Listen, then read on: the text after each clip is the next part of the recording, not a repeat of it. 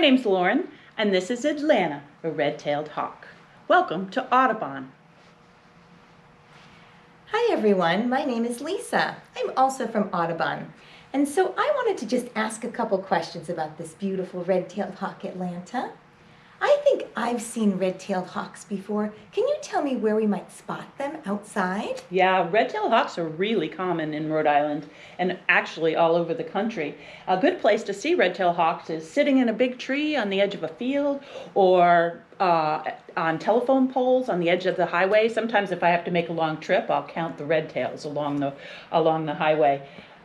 They love to eat rodents and things that live in grassy places, so they will hunt in fields, and they also, the reason the highway system is good for them is all those median strips have a lot of rodents running around in there. You may not be able to see them, but the red-tailed hawk can.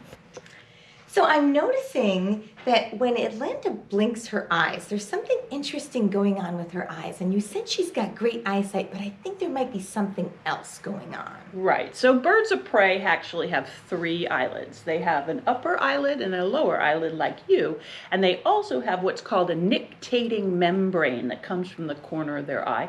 And that nictating membrane is relatively clear. So if a bird is flying down to catch a mouse, they can keep their sight on the mouse and still keep their eyes moist.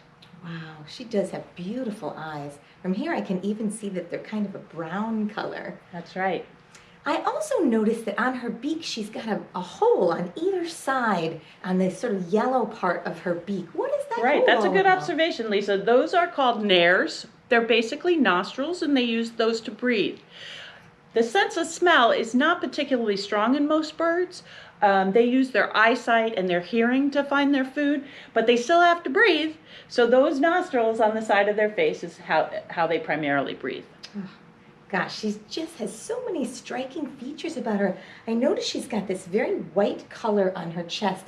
Is that something that's different than some of the other raptors that are around? Well, red tails are pretty easy to tell in terms of the color of their cinnamon tail. But in terms of their body plumage, while they have some similar features in terms of like belly band across the stomach, they really vary a lot in the color of their chest and their back. In the West, you can get super dark red-tailed hawks. Finn, our other red-tailed hawk, is much paler than her. You'll get red-tailed hawks with a lot of cinnamon in their tail.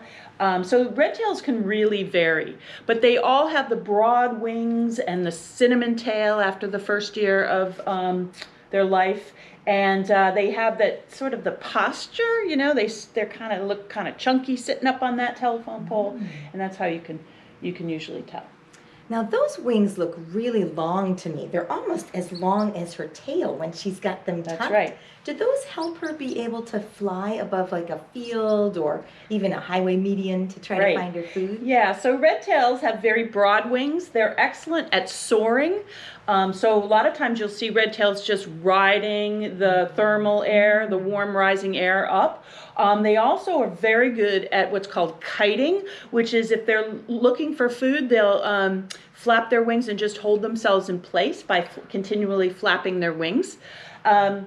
Northern red tails will migrate, so they also will use the rising warm air of the Appalachian Mountains to migrate south.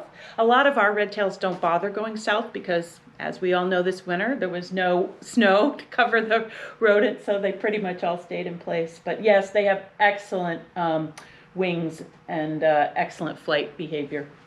Now, her name is Atlanta, and I bet that has something to do with where she's from. Is she actually from a city? Well, she's actually from Georgia, near Atlanta, and she was injured, I think, also in the first year of life. So we know that she's 7 right now, and so she was injured and rehabilitated down in Georgia. There are people, rehabilitators, who specialize in helping injured birds. Unfortunately, you can see this wing on the right is very droopy. Her bones could not be mended, and so she went to live in Maine. So she went from Georgia to Maine, and she lived with Hope Douglas, who ran an organization called Wind Over Wings. And when Hope wanted to retire, she had to find a new forever home for her birds. So Atlanta came to live at the Audubon Society of Rhode Island in Bristol, and she came to live and in the same cage, or mew is what a hawk cage is called, with our red-tailed hawk Finn. And Finn was a young boy, and she was a little bit older and more mature, and they took to each other right away, and she is in charge. Ah, that's wonderful. Boy, she keeps opening her mouth like that, and where she's showing us her tongue. Is her tongue kind of like our tongue? No, bird of prey tongues are shaped a little bit different. It's almost like an arrow shape, much thinner. And as I said, they don't have a very good sense of smell, and they don't have a very good sense of taste either. So that tongue is there, but it's not particularly used like our tongue. Interesting. She's also making a lot of little noises. It's funny. Atlanta makes noises like she's still a baby. She's always made these noises, and which is not the normal for an adult red tail. They also make a loud keer call, a very loud, it's almost like a scream red tails will make.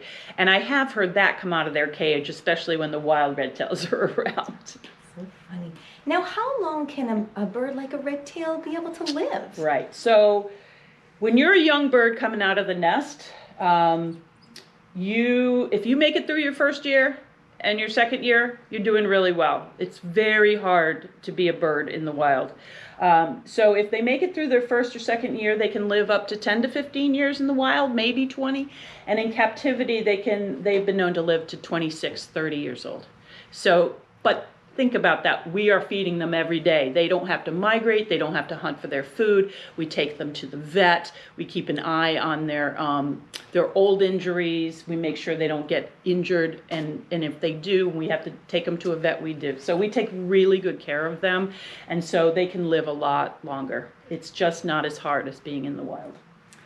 Now, she's being so good and she's sitting so calm. It might make some people think, great, I'd like to have a red tail for a pet. Is there a reason that maybe we shouldn't take these beautiful birds out of the wild? Right. So first of all birds, for the most part, are protected by the Migratory Species Act. So it is completely illegal to take a wild bird out of the wild unless you have very special federal permits. Atlanta is trained to sit on the glove, but she is not my pet. We don't pet her. We don't mess with her physically unless we need to do some care or weigh her.